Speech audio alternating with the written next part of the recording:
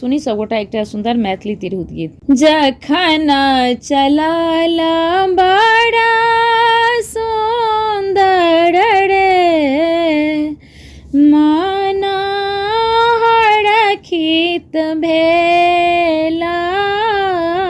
जखन चलला बड़ा सुंदर रे माना हरखित भेल, पाछू स चंद्र बदन धानी रे आंगुर धयलेला, पाछू स चंद्र बदन